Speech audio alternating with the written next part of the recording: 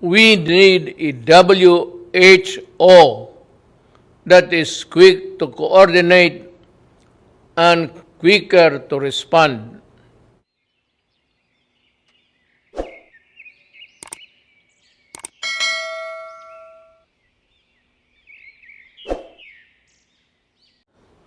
Head of the state and government, Excellencies, I am honored to address you today on behalf of the Filipino people on the 75th anniversary of the United Nations.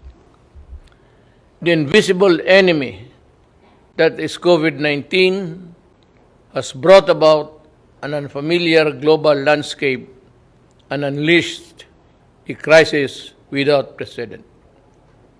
It is the biggest test the world and the United Nations face since World War II. While the United Nations has brought relief and hope to so many countries and peoples around the world, it now finds itself saddled by a virus that has taken many lives and wrecked economies and social order. We are at a crossroads. How we address COVID-19 will define our future. For the Philippines, this means putting up all of the peoples of our United Nations at the core of this response. We will need to ask hard and fundamental questions about the vision and mission that the United Nations conceptualized 75 years ago. We need to ask ourselves whether or not we have remained true and faithful to the United Nations principles and ideals. Mr. President, in the light of the realities of the present, the Philippines grieves with all of the families all over the world who lost their loved ones to this horrible virus. We extend our heartfelt condolences. We salute all frontliners who put up their lives on the line even in countries not their own. So also do we honor and recognize the healthcare professionals who selflessly answered the call and to combat the COVID-19 pandemic despite its virulence and unknown characteristics. While each nation has its own strategy in fighting the pandemic, what the world needs are coordinated international plans and efforts to pursue a common purpose. COVID-19 knows no border, it knows no nationality, it knows no race, it knows no gender, it knows no age, it knows no creed. The Philippines values the role that the United Nations plays in its fight against the pandemic. And a middle-income country whose economic advantages have been derailed by the pandemic, we welcome the launch of the UN COVID Response and Recovery Fund.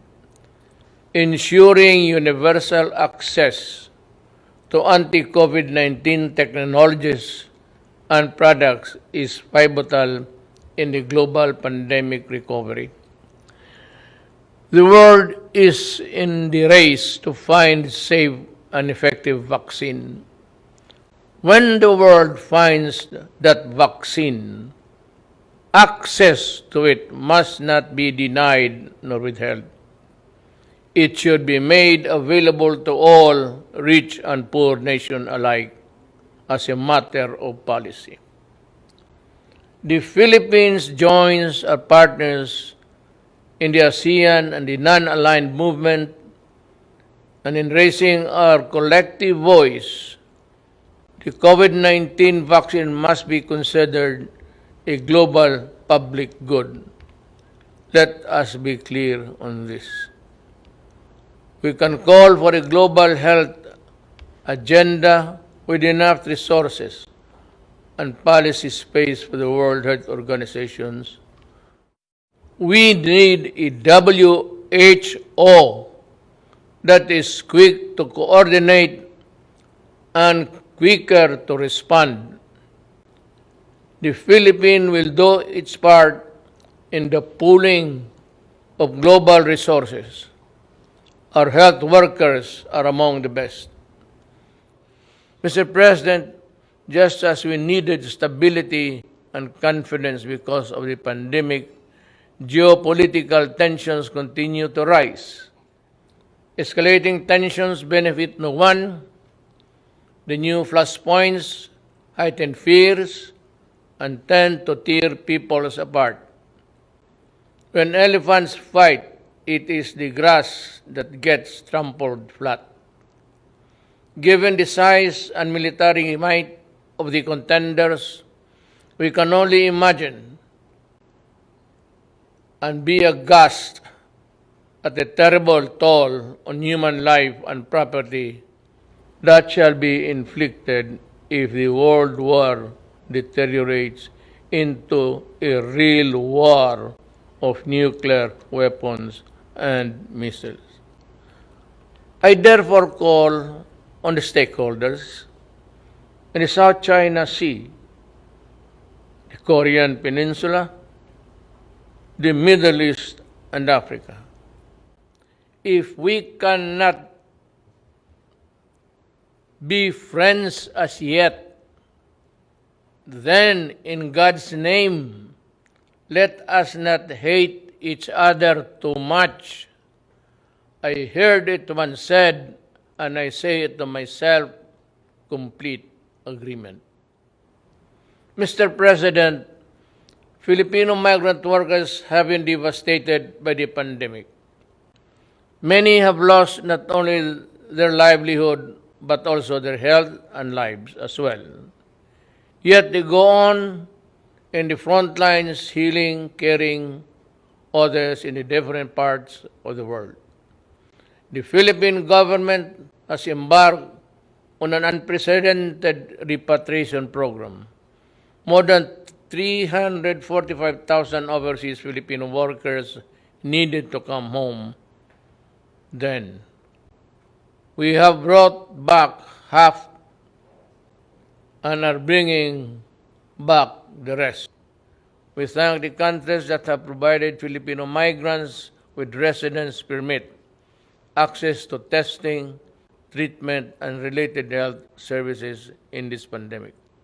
We brought back most of our seafarers who were stranded because of COVID-19 restrictions.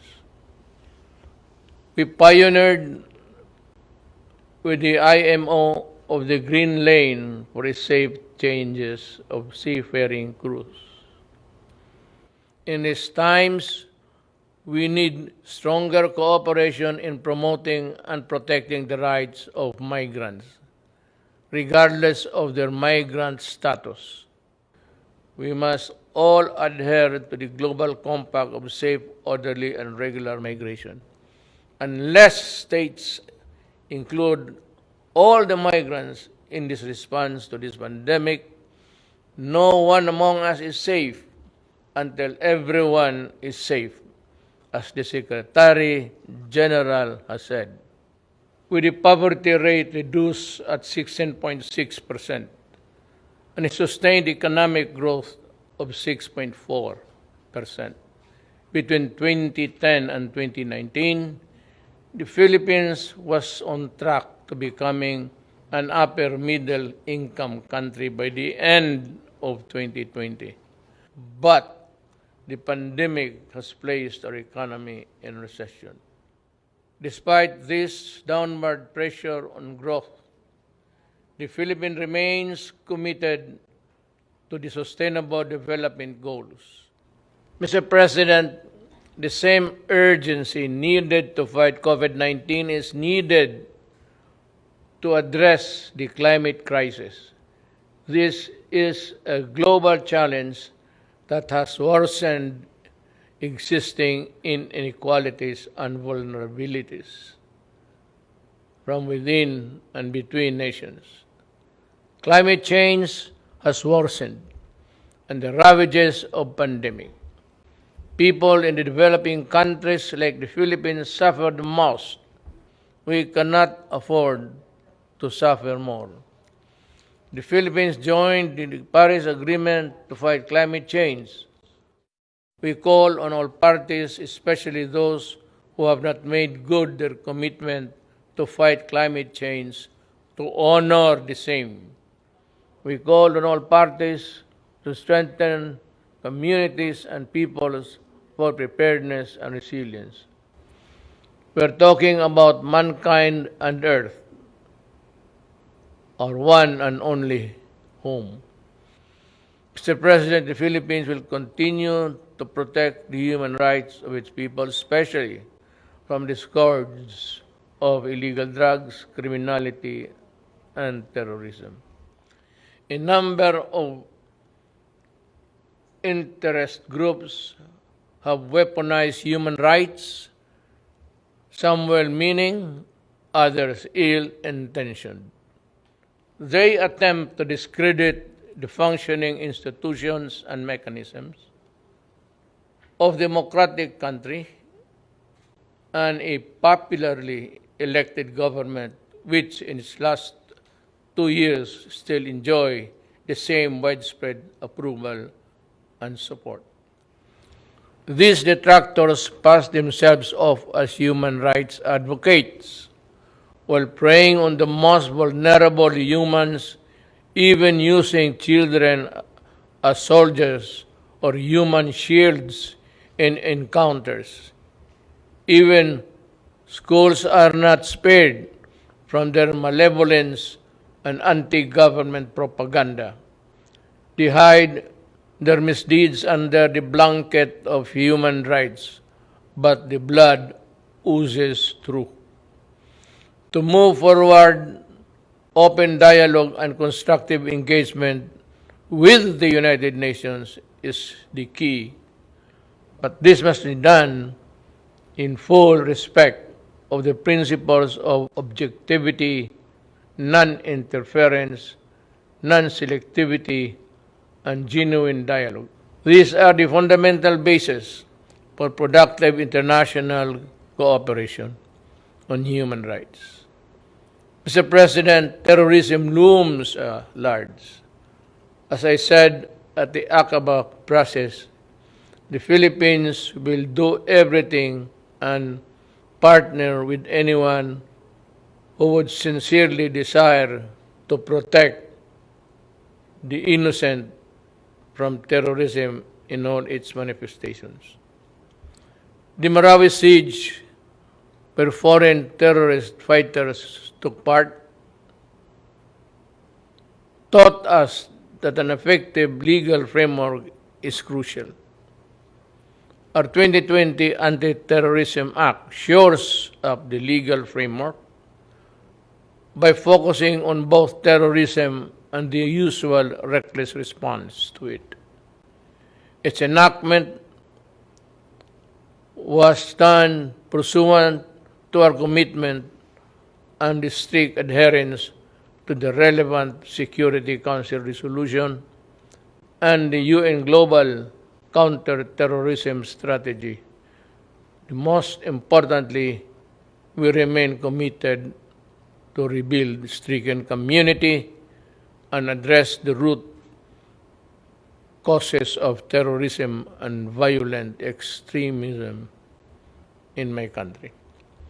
We must remain mindful of our obligation and commitment to the Charter of the United Nations, and as amplified by the 1982 Manila Declaration on the peaceful settlement of international disputes, the Philippines affirms that commitment in the South China Sea in accordance with UNCLOS and the 2016 Arbitral Award The award is now part of international law, beyond compromise and beyond the reach of passing governments to dilute, diminish, or abandon. We firmly reject attempts to undermine it. We welcome the increasing number of states that have come in support of the award and what it stands for. The triumph of reason over rashness, of law over disorder,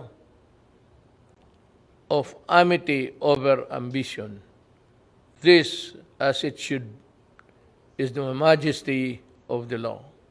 Mr. President, the global health crisis has further complicated the global security environment. But no aspiration nor ambition can justify the use of weapons that destroy indiscriminately and completely. There is no excuse for deaths that a nuclear war could cause, nor the reckless use of chemicals and biological weapons that can cause mass destruction. These weapons of death puts us all at mortal risk, especially if they fall into the hands of terrorists without a shred of humanity in their soul. We can call all member states to fully implement the Nuclear Non-Proliferation Treaty and the Chemical and Biological Weapons Convention. I have asked the Philippine Senate to ratify the Treaty on the Prohibition of Nuclear Weapons, and importantly, we were among those to sign it first. Mr. President, the Philippines has a long history of opening its doors to the refugees. From the White Russians following the 1917 Revolution and the European Jews in the Second World War and the Vietnamese in the late 1960s and the Iranians displaced by the 1979 Revolution, among others. The Philippines continue to honor this humanitarian tradition in accordance with our obligation under the 1951 Convention of the Status of Refugees and the 1967 Protocol. But lest we forget, helping the most vulnerable, those displaced by conflict, persecution, and political instability is a shared responsibility of all countries. As I have said many times, the doors of the Philippines are open, as they have always been, to everyone fleeing for safety, such as the Rohingyas. In the face of mounting refugee crisis worldwide, let us work together towards ending the conflicts and conditions that force people to flee their homes. Mr. President, as our societies become more diverse yet interdependent, social cohesion issues come to the fore. Mutual understanding always accompanied by mutual tolerance between those of different faiths and cultures is the only foundation of societies at peace with itself and all others. Finally, I express gratitude to the gallant peacekeepers, including our own, who advance the cause of peace in the most difficult situations. From the Golan Heights in the Middle East to Liberia in West Africa, Filipino peacekeepers put themselves in the front line between the vulnerable and those who seek harm. We are committed to increasing Philippine footprint in UN peacekeeping operation with increased participation of women. Again, Mr. President, to defeat COVID-19 pandemic and other challenges, we must work with seamless unity, which demands complete mutual trust and the conviction that we will win or lose together. We cannot bring back the dead, but we can spare the living, and we can build back better, healthier, and more prosperous and just societies. To this end, we rededicate ourselves to the multilateralism. The UN remains humanity's essential organization, but it is only as effective as we make it. To make significant changes, we need to be bold. We need the same collective courage that finally made the United Nations a reality 75 years ago. We need to act on long-standing recommendations to improve the Security Council's composition and working together and working methods, to strengthen the role of the General Assembly and to streamline the processes and the operation of the UN. Indeed, to be ready for the new global normal, it cannot be business as usual for the UN. Let us empower the UN, reform it to meet the challenges of today and tomorrow. Let us strengthen it so it can fully deliver its mandate to maintain peace and security, uphold justice and human rights, and promote freedom and social progress for all. After all, we are the United Nations. Thank you.